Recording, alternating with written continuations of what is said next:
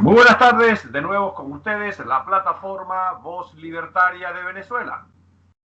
Como todos los días, con nuestro programa 5 minutos con la resistencia. Hoy, día miércoles 14 de abril del 2021. Quiero agradecerle a todos mis suscriptores que han hecho posible esta plataforma. Sin ustedes, por supuesto, no tendríamos esta ventana que la denominamos la ventana de la libertad de Venezuela y de la defensa de la democracia del Reino de España. Es posible gracias a ustedes. Muchísimas gracias y espero que sigan compartiendo con todos sus amistades, familiares, amigos, los contenidos que producimos en esta plataforma. De igual manera, quiero seguir invitando a todos aquellos que no se han suscrito en nuestro canal, que lo hagan a través de la campanita. Es muy fácil, solamente toquen la campanita y les recuerdo que es totalmente gratuito. Hoy mi invitado, un joven venezolano exiliado en Perú. Él es miembro de lo que se denomina el Foro Liberal de América, pero aparte es un joven dirigente político que se encuentra en Perú y desde allí sigue luchando por la liberación de Venezuela y por supuesto con el sueño de la mayoría que estamos en el exilio, que es regresar a nuestra amada Venezuela. Se trata de Jorge Méndez. Lo tuve el año pasado en el programa y estaba pendiente pues de volverlo a entrevistar. Bienvenido, Jorge, de nuevo a nuestra plataforma Voz Libertaria de Venezuela, 5 minutos con la resistencia. Saludos Luis, muchísimas gracias por la invitación, agradecido por esta nueva oportunidad de poder compartir contigo y con la audiencia. Saludos también a la audiencia, a los suscriptores de tu canal. Me sorprendió bastante el momento, estaba acá estudiando justamente, y bueno, te agradezco mucho la ocasión, ¿no? Bueno, Jorge, no te olvides que este canal lo hemos hecho para los venezolanos que tienen voz, pero que lamentablemente todos esos canales, plataformas, laboratorios mediáticos no les permiten elevar su voz. Y por eso decimos que Voz Libertaria de Venezuela pues es esa ventana liberal. Y tú eres parte pues de ese ejército que nos estamos encontrando y que estamos convencidos que la solución de Venezuela pasa porque nosotros los venezolanos asumamos, como lo hizo nuestro libertador Simón Bolívar, una segunda gesta libertaria. Pero sobre eso vamos también a conversar. Pero empecemos de manera obligatoria, Jorge, tú que estás en Perú, exiliado, pues como muchos venezolanos pasando cantidades de calamidades, porque esa es la verdad. Nadie en el exilio es feliz, dijo alguna vez un gran eh, pensador. ¿Cómo está la situación en Perú? Por un lado, a raíz de que el día domingo se produjeron elecciones. ¿Cuál es la visión que tienes tú de ese hermano país, Perú? Y después pásame a contar cómo te está yendo a ti particularmente y cómo ves la situación de los venezolanos en Perú, Jorge.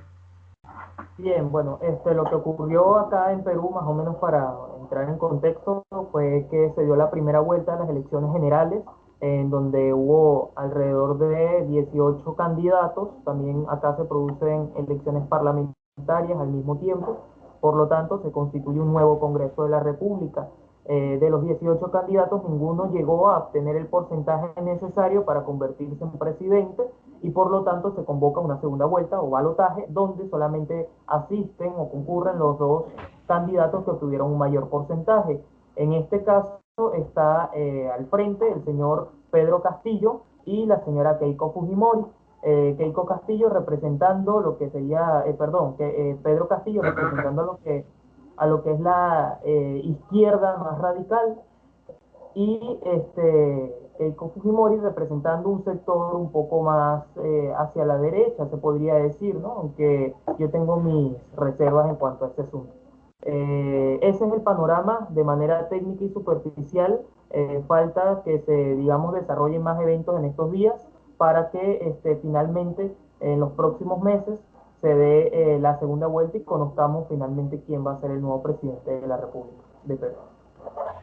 Perfecto. Fíjate, Jorge, a nosotros, por supuesto, como Unión de la Resistencia Ciudadana, pues, y habiendo vivido la destrucción de nuestro país Venezuela, y ahora más que nunca convencidos de que hemos sido víctimas de un plan diabólico que ha sido indudablemente orquestado desde La Habana, Cuba, ¿verdad? Y por supuesto que ahorita está eh, siendo dirigido por lo que se llama el Grupo de Puebla, que es un derivado de, de lo que se ha llamado el Foro de Sao Paulo.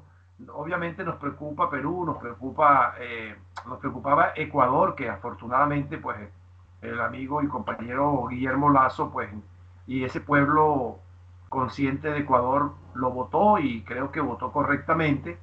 ¿Tú consideras que es posible que este señor que ya se le está nombrando como la réplica de Hugo Chávez Frías en Perú pueda ser en la segunda vuelta el ganador?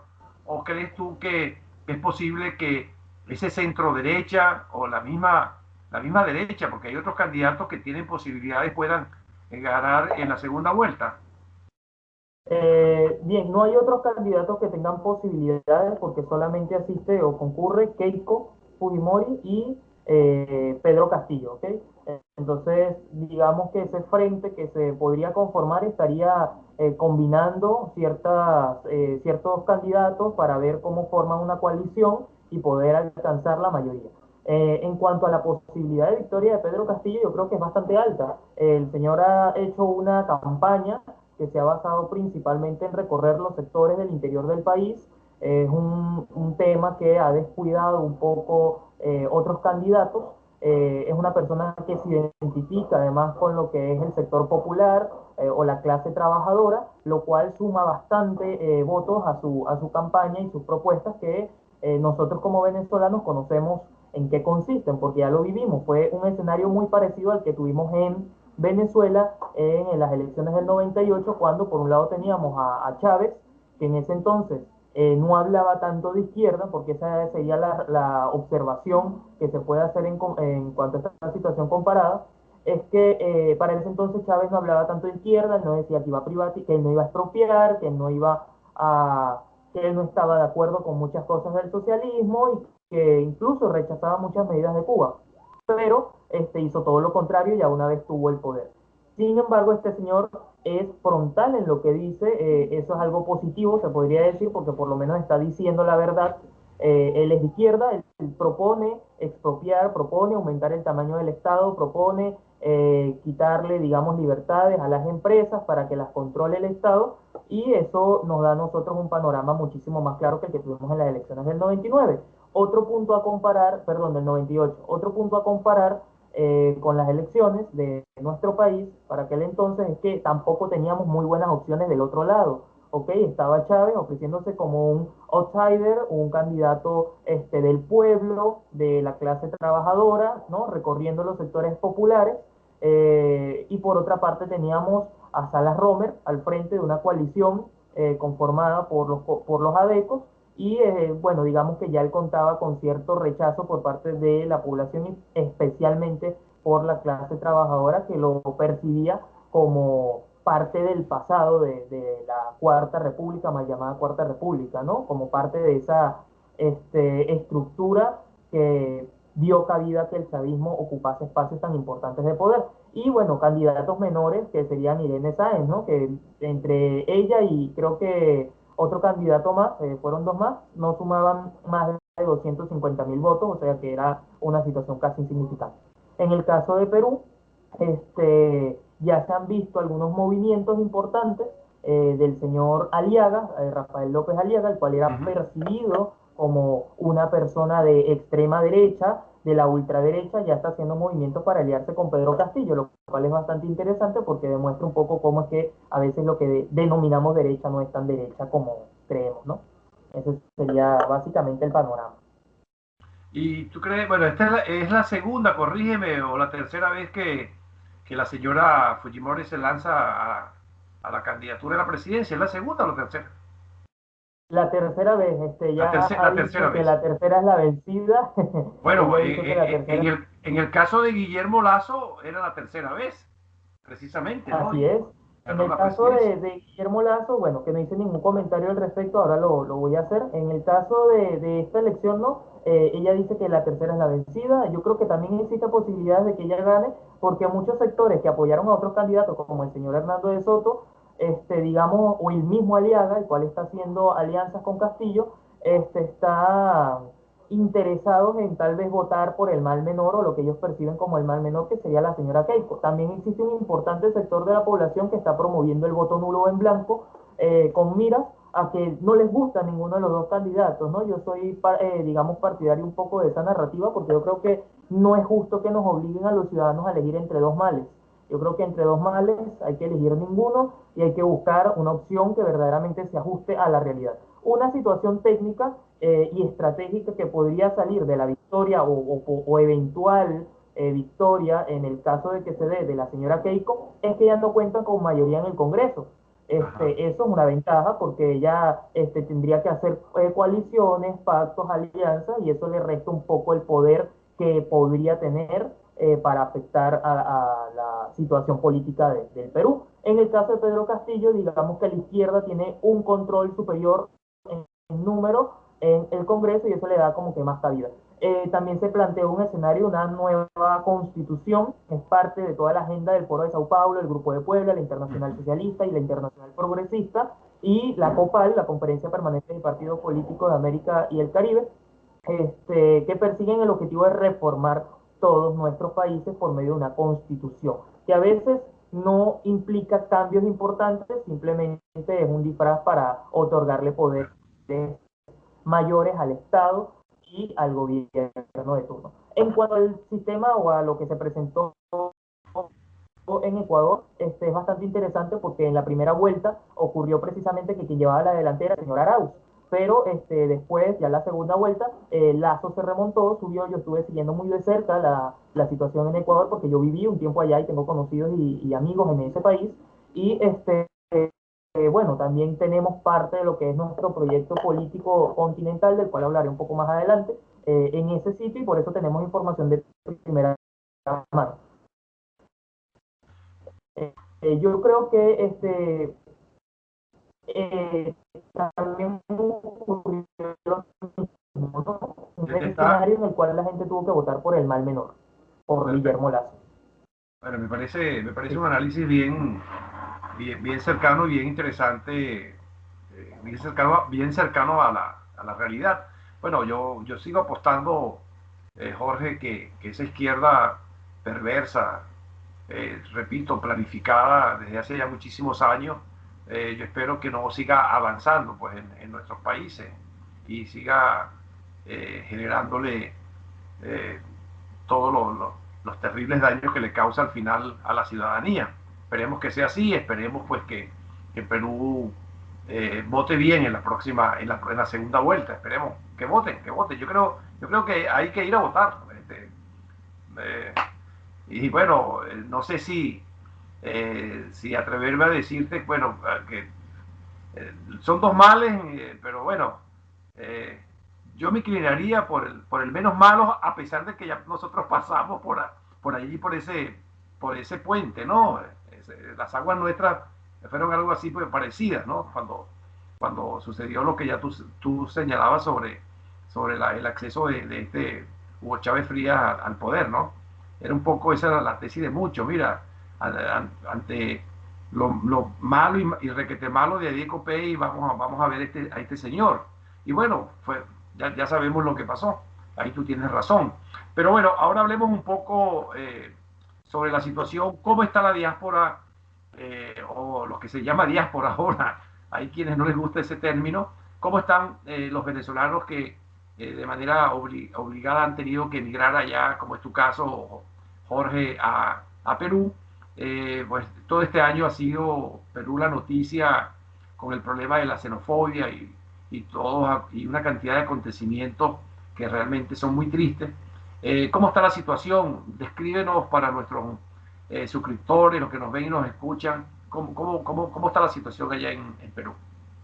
Bueno, retomando un poco una frase que da comienzo al manifiesto comunista de Marx y Engels, yo debo decir que hay un fantasma que recorre a nuestra América y es el fantasma del comunismo, ¿no? Así es. En nuestro caso, los venezolanos hemos sido embajadores de un mensaje para tratar de convencer y mostrarle a las personas cómo el socialismo destruye a nuestros países.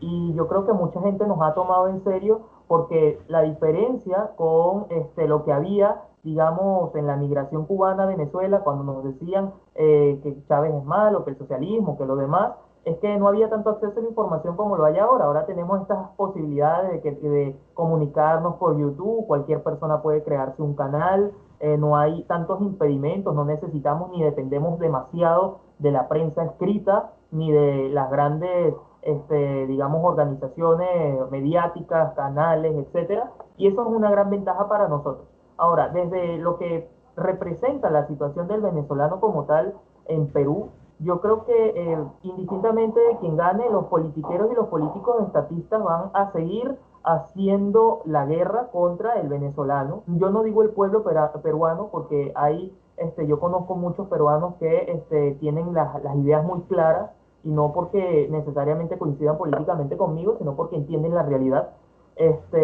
Mientras que son precisamente los politiqueros y los políticos estatistas, indistintamente sean de izquierda o derecha, hacen leña del árbol caído y pretenden utilizarnos como chivos expiatorios por medio del cual levantan polvo para distraer a los connacionales. Esto ocurre en todos los países.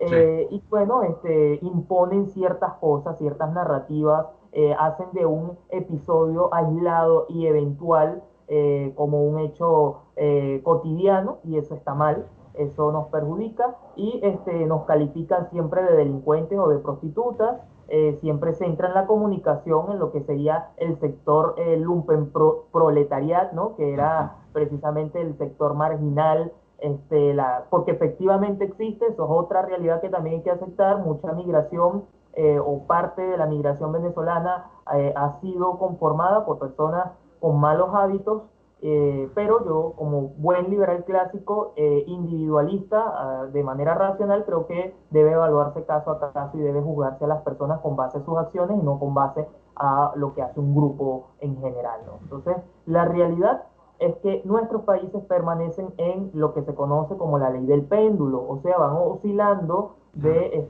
izquierdas a derechas malas, y cada vez que hay un hartazgo social por parte de las derechas malas que se, digamos, eh, unifican, crean alianzas con la izquierda blanda o socialdemócrata, como ocurre por ejemplo en Colombia, pues el péndulo se va más hacia la izquierda radical. Eso es lo que está ocurriendo realmente y yo creo que hay que decirlo con total responsabilidad porque nos están llevando una segunda década progresista. Bueno, sí, estoy de acuerdo, está pasando en todos los países. Mira, y hay tres que son muy, incluyendo España, por cierto, ¿eh?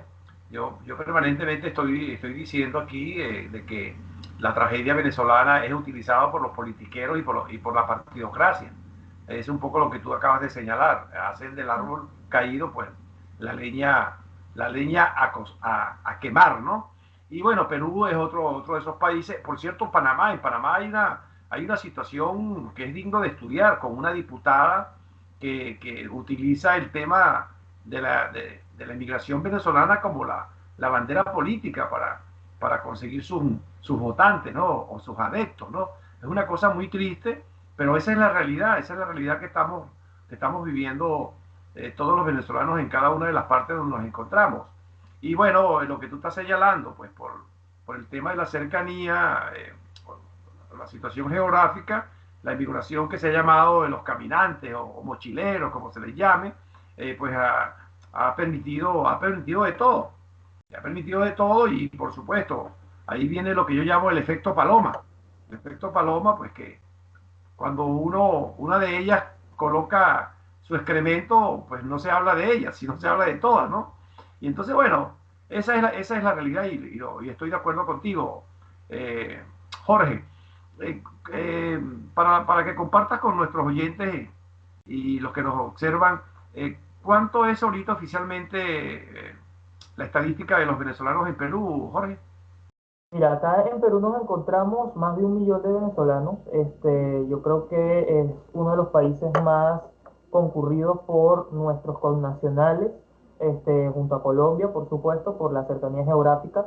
Sí. Sin embargo, también conozco muchos venezolanos que frente a la situación que se está presentando, la posible y eventual victoria de Pedro Castillo o incluso la posibilidad de que gane Keiko, porque algunos ya entienden cómo funciona la ley del Uh -huh. péndulo de manera indirecta y cómo el menos malo a veces nos perjudica más, están pensando en emigrar. El problema es que se nos acaban las opciones, Así porque es. yo ya estuve en Ecuador en el gobierno de Rafael Correa y en la victoria de Lenín Moreno, cuando se suponía que este iba a ser su sucesor.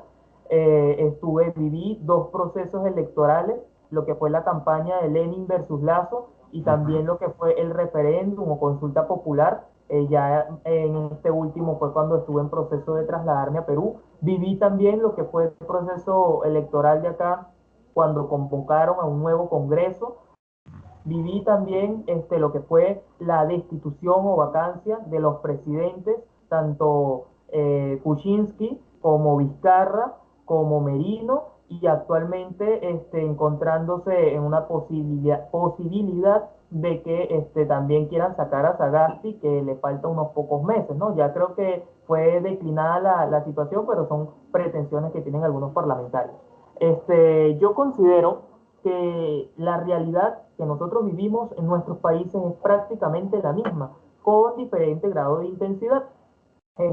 Nuestros países padecen una enfermedad llamada estatismo, Uh que se -huh. materializa en el socialismo y en el mercantilismo, o la derecha mala, ¿no? O la derecha corporativista, que hace pactos y alianzas con los sectores más blandos de la izquierda o socialdemócrata, lo que tuvimos en Venezuela por más de 40 años, y ese estatismo que crea ese modelo mixto, esa tercera vía, se podría decir, entre socialdemocracia, socialismo y mercantilismo para beneficiar los intereses especiales, entre comillas, de los sectores, es lo que nos tiene a nosotros en un proceso de antipolítica y partidofobia. O sea, la gente huyéndole a la política. A pesar de que opinamos mucho de la política, siempre tenemos la noción Sí, de que la política es mala, la política es lo sí. peor, pero no terminamos de entender de que la política es guerra sin sangre. O sea, nosotros Uh -huh. queremos negociación, nosotros queremos, obviamente hay enfrentamientos, hay adversarios, pero lo que la gente debería entender es que el problema no es la política per se, sino la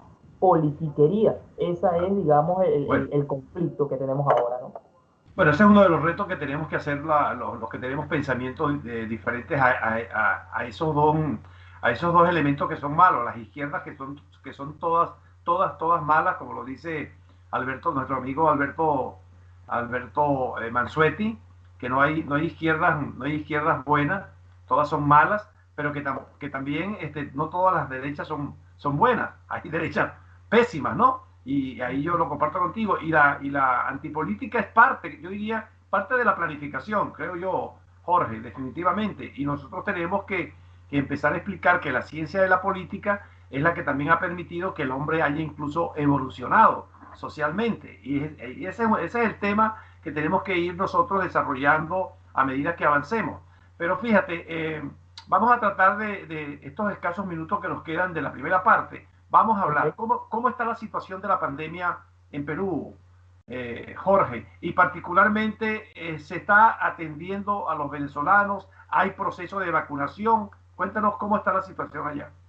Bien, en cuanto a la pandemia, hay información, mucha información, y lo que dificulta un poco acceder a la información objetiva o real, porque hay muchísima información que a veces es falsa y ensucia un poco la realidad o la verdad. Entonces, yo no tengo estadísticas, cifras, datos de cuántos están ahorita infectados con COVID, cuántos han muerto, ni tampoco cuántos venezolanos o cuál es el porcentaje de venezolanos que se encuentran en cada uno de estos aspectos, ¿no? Realmente yo evito mucho contagiarme de leer de leer noticias o escuchar noticias que a veces no tienen ningún sustento o contenido. Obviamente trato de mantenerme informado, de preservar los cuidados necesarios para protegerme a mí y a mi familia, pero trato de centrar mi actividad en lo que verdaderamente representa una solución. Hay que recordar de que esta no es la primera pandemia que afecta a la humanidad. Hemos pasado por procesos muy fuertes en el pasado, valga la redundancia, y hemos superado esas adversidades. Y siempre teniendo en cuenta cuál es el aspecto o el rol de cada uno de los sectores de la sociedad. El Estado no es un doctor y por lo tanto, a veces con sus medidas intervencionistas, impide o interfiere que los sectores de la salud operen de forma adecuada. Ahora está circulando una información en la cual se dice que el uso de las mascarillas aparentemente es contraproducente. Es una situación que se ha venido comunicando desde algunos doctores disidentes o negacionistas, entre comillas, de la situación actual y de la OMS. Y bueno, eso representa parte de todo este dilema, estas confusiones, que si la mascarilla, que si no. Yo creo que lo que hay que hacer es mantener cuidados higiénicos como se hace cuando existen, por ejemplo, cualquier otra clase de virus, ¿no? Uno tiene que mantener esa situación. Bueno, Ese es, pero lo que sí es una verdad es que coincidimos tanto los expertos científicos y los que no lo somos, de que la solución más cercana es la vacuna. Sabemos de que ya hay un país en el mundo que vacunó a toda su población, Israel. Sabemos que Estados Unidos es el segundo país que más ha vacunado. Aquí en la Comunidad Europea pues hay un proceso, hay unos que están vacunando muy rápidamente, otros muy lento. Por cierto, es España bastante, es, sí, España, es bastante, en ese punto que comentas, Luis, es bastante interesante justamente que, por ejemplo, en China, donde ocurrió el proceso, ah, el primer brote del coronavirus, realmente no se haya escuchado mucha información sobre la vacunación. así es, así es. Eso es muy interesante para el análisis. Entonces la pregunta es, ya aquí estamos, por ejemplo, en España, donde yo me encuentro, en Barcelona, ya estamos en lo que se llama la cuarta ola de la pandemia. Y bueno, y se está en un proceso de vacunación. Por ejemplo, el día de ayer mi esposa fue vacunado. Yo mañana ya me llegó la cita para ser vacunado mañana. ¿Cómo está el proceso de vacunación allá en Perú, Jorge? Bien, como te comentaba, desconozco números, cifras, pero sí sé que están trayendo vacunas, están tratando de desarrollar los operativos. Realmente yo quisiera ser una de las últimas personas en vacunarse, para ser honesto, no porque Ya. me oponga a las vacunas, ni porque sea antivacuna, ni nada por el estilo, sino porque sí he escuchado de reacciones contraproducentes o negativas en cuanto al uso de algunas vacunas y eso es importante. Yo además soy una persona alérgica al polvo, eso me afecta un poco lo que es la respiración y desconfío mucho de algunas iniciativas, ¿no? Entonces, yo he tenido la fortuna de que en todo lo que va de pandemia no me he contagiado, no se ha contagiado ningún familiar cercano. Este, hemos estado manteniendo lo que es las medidas de bioseguridad básicas, ¿no? Uso de gel antibacterial, Ya. alcohol y las medidas de higiene a las que estamos acostumbrados de toda la vida, ¿no? Bueno, esperemos que en la estadística de atención de vacuna el gobierno de Perú contemple a ese casi millón de venezolanos que están allá. Ojalá que así sea. Yo creo que debe ser la responsabilidad plena. Yo apuesto que así será.